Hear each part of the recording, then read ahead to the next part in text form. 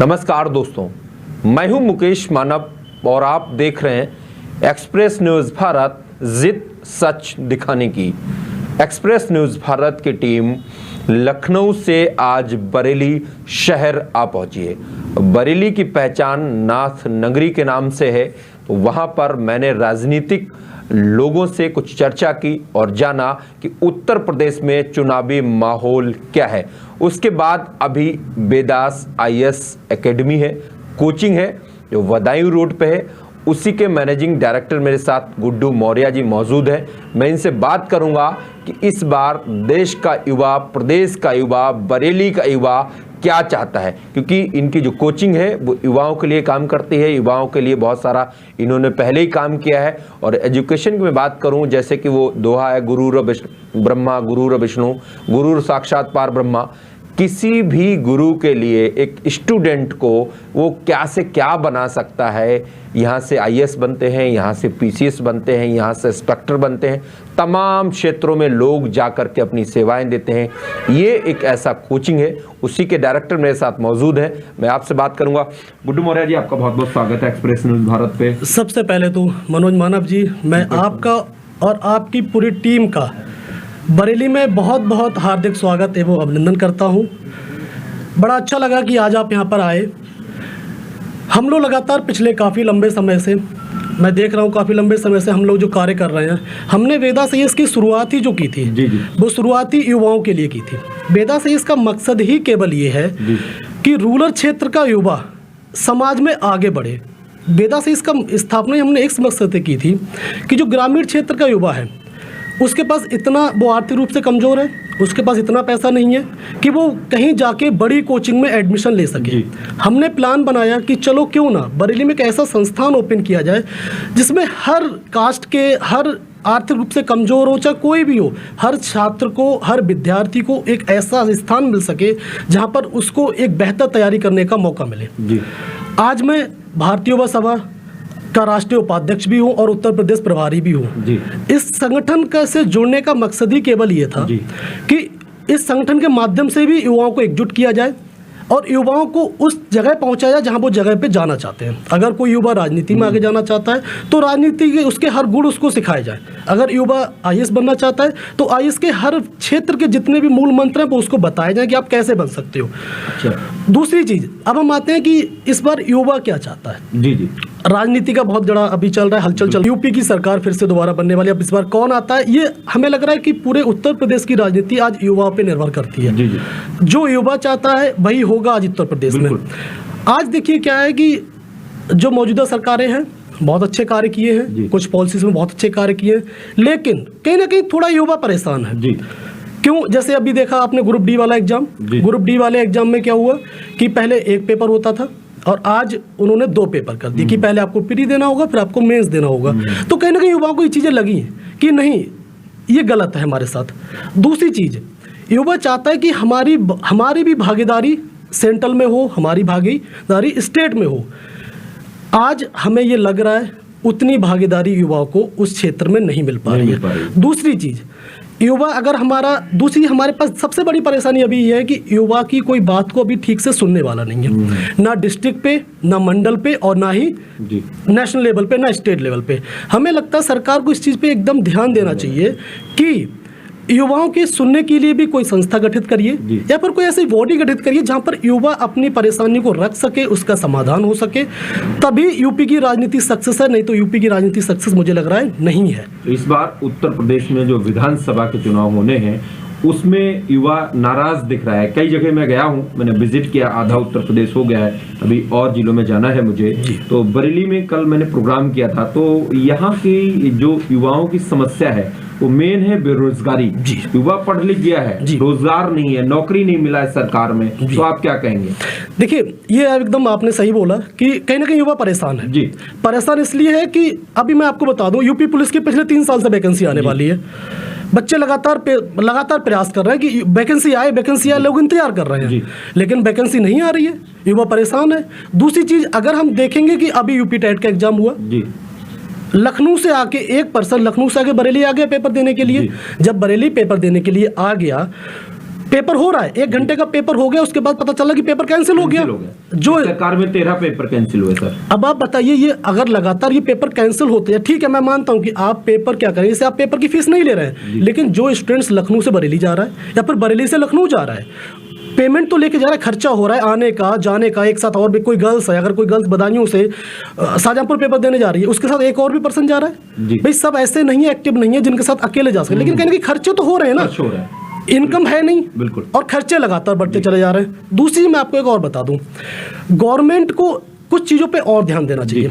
जैसे मान लीजिए एजुकेशन सेक्टर है, शिक्षण संस्थान अभी सारे बंद पड़े हैं, बिल्कुल, और सब कुछ हो रहा है, रैलियां हो रही हैं, सब कुछ हो रहा है सारे। अगर हमें लग रहा है कि स्टूडेंट सारे, गवर्नमेंट को ये सोचनी चाहिए कि कोचिंग और शिक्षण संस्थान को खोलना चाहिए, एक टाइट गाइडलाइंस लेके आनी चाहिए।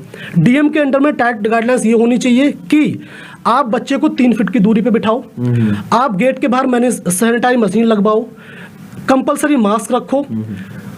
ये सब टाइट गाइडलाइंस अगर आप लेके आएंगे तो स्टूडेंट कोरोना से भी बचेगा और स्टूडेंट शिक्षा में भी आगे बढ़ेगा। मुझे लग रहा है पिछले 2 साल से कोचिंग संस्थान बंद पड़े हैं, स्टूडेंट इतना परेशान हो चुका है घर में रह के। जो स्टूडेंट कक्षा 12 में पास हो गया वो कॉलेज नहीं गया, लेकिन वो बीए 3rd ईयर में आ गया। अब ये बताइए, वो 2 साल कॉलेज नहीं गया, उसने कुछ पढ़ा नहीं और बीए 3rd ईयर में आ गया, लगातार 2 बार प्रमोशन होके, ठीक है, उसको अभी तो लग रहा होगा कि हम प्रमोशन हो गया मेरा, मैं क्लास पास हो गया, लेकिन आने वाले समय में वो क्या कर पाएगा? बिल्कुल, मतलब ठीक है। अच्छा, अपने यहाँ कोचिंग से कितने बच्चे कहाँ सेलेक्ट हुए हैं, कुछ बताएंगे आप? हाँ बिल्कुल, देखिए हम लोगों ने जब संस्थान को वेदा से इसको बरेली में ओपन किया, पहले हम लोग लखनऊ में थे, लखनऊ मैंने कई जगह क्लासेस ली, कई हमारे फैकल्टी ऐसे हैं जो पिछले 10 साल से 15 साल से लगातार प्रयास कर रहे हैं और लगातार पढ़ा रहे हैं, जिन्होंने पीसीएस में कई सिलेक्शन दिए, आईएएस में कई सिलेक्शन दिए। वेदास आईएएस ने बरेली में 2018 में अपनी ब्रांच सेटअप की, 2018 में एक बैच लगा। बरेली में क्या होता है, मैक्सिमम स्टूडेंट्स ऐसे आते हैं जो 12th पास आउट है, 12वीं पास है, तो उनको 3 साल तो पढ़ना ही पढ़ना है, उसके बाद ही वो एग्जाम में बैठते हैं। लेकिन पिछले काफी 2 साल से लगातार संस्थान बंद पड़े हुए हैं। हमारे बच्चे एक बार प्री में बैठे, कई बच्चे प्री क्वालिफाई हुए, लेकिन मेंस आप देख रहे हैं कंडीशन क्या है, मेंस में उनकी तैयारी नहीं हो पाई, हमारे फैकल्टी उनको ठीक से चीज़ों को दे नहीं पाए, क्लासेस बंद पड़ी हैं। तो अभी तक जो फैकल्टी हमारे पास है उनने बहुत सारे सिलेक्शन दिए, बहुत सारे सिलेक्शन जो है। हाँ। अच्छा, अब जैसे कि आपने देखा होगा कि उत्तर प्रदेश में जो चुनाव होने हैं, अब बरेली की जनता क्या चाहती है? बरेली में 9 विधानसभा सीट हैं, तो आप भी क्षेत्र में जाते होंगे, अलग अलग गाँव से, अलग अलग क्षेत्र से बच्चे आते होंगे, उनके माँ बाप से भी आपकी बात होती होगी, तो राजनीतिक मूड क्या है यहाँ की? देखिए, इस बार सबसे पहले मैंने आपको बताया था शुरुआत में भी कि युवाओं पर डिपेंड करता है राजनीति को बदलना। इस बार सारी पार्टियों ने ये चीज बहुत अच्छा खेल, मैं कह सकता हूँ उसको, खेला है कि अपने मैक्सिमम कैंडिडेट युवा उतारे हैं। जैसे हम बिथरी चैनपुर की बात कर लें, बिथरी चैनपुर में आप समाजवादी पार्टी से माननीय अगम मौर्य जी हैं और बीजेपी से डॉक्टर राघवेंद्र शर्मा जी हैं। तो यहाँ पर दोनों तरफ से लड़ाई है, लेकिन अगम मौर्य जी एक युवा चेहरा के नाते, युवाओं से मिलने के नाते, लगातार युवाओं की बात उठाने के नाते, मुझे लग रहा है बिथरी चैनपुर में युवा अगम मौर्य के साथ ज्यादा जाना चाहते हैं, ज्यादा जाना चाहते हैं। मौर्य है इसलिए कर रहे हैं? मौर्य इसलिए नहीं मैं कह रहा हूँ, मेरे कोई पर्सनल संबंध नहीं, मेरे सारे लोग जो जानने वाले हैं वो बीजेपी में भी है, वो सपा में भी है, वो बसपा में भी है। मैं बता दूं आपको, शेखुपुर से हमारे सगे फुफेरे भाई बीजेपी से है, विधायक है अभी मौजूदा बीजेपी से, लेकिन मुझे उससे फर्क नहीं पड़ता है। यहाँ पर आशीष पटेल भी बसपा से हैं, आशीष पटेल की युवा चेहरा है, उनकी भी एक अच्छी लड़ाई है इस बार भी। क्यों? वो युवा चेहरा होने के नाते से। दूसरी चीज मैं आपको बरेली में बता दूं, 9 सीटें हैं विधानसभा की, 9 सीटों में इस बार एक तरफा कुछ भी नहीं है, इस बार दोनों तरफ की चीजें इस बार बस। और जो लड़ाई में है सपा और बीजेपी, समाजवादी पार्टी और बीजेपी की इस बार अच्छी लड़ाई है, क्योंकि कुछ चीजों से बीजेपी की युवा नाराज है, वो बदलाव चाहता है। कुछ लोग लोकल एरिया के, जिनको राशन मिल रहा है, जिनको उज्ज्वला योजना से गैस मिल गई, जिनको कुछ चीज़ें, जिनको शौचालय मिल गए, तो वो चाहते हैं कि कहीं ना कहीं बीजेपी आए, लेकिन युवा चाहता है कहीं ना कहीं समाजवादी पार्टी। जैसे कि मैंने सुना है सर कि आप युवाओं के लिए लगातार निःशुल्क शिक्षा की व्यवस्था करते हैं, तो उस पे वो क्या प्लानिंग है आपकी? देखिए, वेदा से इसका मैंने बताया था पहले भी कि वेदा से इसका जो मकसद था वो ग्रामीण क्षेत्र के युवाओं के लिए एक अच्छा प्लेटफॉर्म देना था, मैंने दिया। पहले हमने इसको बरेली से स्टार्ट किया, पहले हमने बरेली वाले स्टूडेंट्स के लिए फ्री में उनको क्लास में एडमिशन दिया, पूरे 15 महीने के लिए फ्री एजुकेशन, प्री, मेंस और पर्सनालिटी टेस्ट तीनों, कोई पैसा नहीं देना है, कोई पेमेंट नहीं देना है, फ्री में आप आइए, डेली 4 घंटे हम क्लासेस प्रोवाइड कराते हैं। अब हमने इस चीज को पूरे उत्तर प्रदेश में लागू कर दिया। अब पूरे उत्तर प्रदेश से कोई भी छात्र, कोई भी आर्थिक रूप से कमजोर छात्र जो आईएएस और पीसीएस की तैयारी करना चाहता है वो हमारे यहाँ आए। हम हर तरह से उसका सपोर्ट करने को तैयार हैं। हम उसको फ्री में एडमिशन दे रहे हैं और उसको हम आगे भी ये लगातार करते रहेंगे। हमारी पूरी टीम उसके लिए करने के लिए आगे तैयार है और हम चाहते हैं कि युवा आगे बढ़े, उसको हम यहाँ पर एडमिशन दें। बहुत से स्टूडेंट्स ऐसे हैं जो फ्री, जिनके पास इतना पेमेंट 1 लाख रुपए नहीं है कि वो दिल्ली या फिर इलाहाबाद जाके पढ़े, लेकिन हम उनको फ्री में मौका दे रहे हैं पढ़ने का, फ्री में मौका दे रहे हैं आईएएस की तैयारी करने का। जब वो युवा एक उसको अच्छा प्लेटफॉर्म मिलेगा तभी वो अपने देश, अपने राज्य, अपने देश की, अपने गांव की सेवा कर सकता है। तो हम इसके लिए लगातार प्रयास कर रहे हैं और आगे भी इसका प्रयास करते रहेंगे। ठीक है। तो ये बहुत ही अच्छी संस्थान है जहां पर जो कमज़ोर हैं, जो गरीब युवा हैं और आगे पढ़ाई करना चाहते हैं, आगे कोचिंग करना चाहते हैं, आईएएस पीसीएस बनना चाहते हैं, तो वो ये बरेली का बदायूं रोड पे वेदास आईएएस कोचिंग है। यहाँ आकर के एजुकेशन बिल्कुल फ्री ले सकते हैं। ये बहुत बड़ी बात है युवाओं के लिए।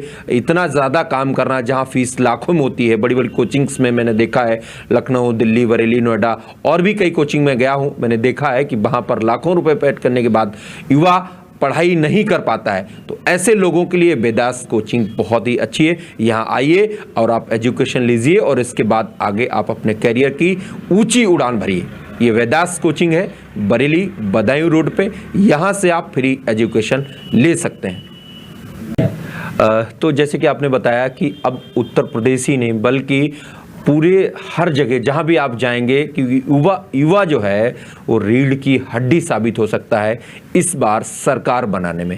युवाओं को जिस तरीके से पार्टियों ने जो टिकट दिए हैं वो बहुत अच्छी बात है, लेकिन युवाओं के लिए सरकार को सोचना चाहिए। और जैसे कोचिंग संस्थान की बात हो या स्कूल की बात हो या जो भी एजुकेशन से जुड़े क्षेत्र हैं, वहाँ पर जैसे कि अभी आपने देखा होगा कि कोविड का दौर चल रहा है, रैलियाँ हो रही हैं, चुनाव प्रचार हो रहे हैं, लेकिन संस्थान बंद है, तो उसमें कहीं ना कहीं एजुकेशन पे बहुत बड़ा फर्क पड़ रहा है। तो मेरे साथ गुड्डू मौर्य जी मौजूद थे। इन्होंने बताया कि बरेली की जनता, बरेली का युवा अब क्या चाहता है। ये 10 मार्च को तय होगा कि अब उत्तर प्रदेश में साइकिल चलेगी या फिर से कमल खिल पाएगा। ये बरेली की जनता तय करेगी कि बरेली में वो अब अपना विधायक किसको चुनना चाहते हैं। कैमरामैन भानु प्रताप के साथ